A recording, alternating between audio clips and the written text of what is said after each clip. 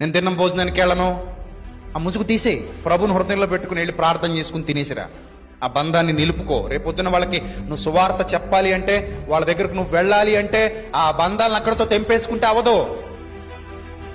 క్రీస్తును వాళ్ళు గౌరవంగా అంగీకరించాలంటే నువ్వు ముందు వాళ్ళ ముందు గౌరవంగా నిలబడదు. ఎందుకంటే క్రీస్తు ఎవరికంటికి కనబడేది ఎవరు?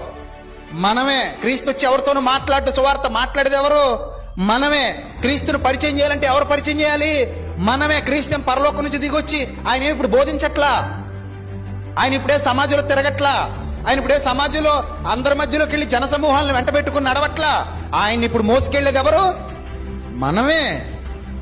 మరి మనమే క్రీస్తుని మోసుకెళ్లేటప్పుడు మనం ఎలా ఉండాలి? పంజరంలో పక్షిలా ఉండాలా? పంజరంలో పక్షిలా ఉంటే ఇంక నువ్వేం చేస్తావు? సువార్త. నువ్వేం చేస్తావు? సేవ. విశాలమైన దృక్పథం.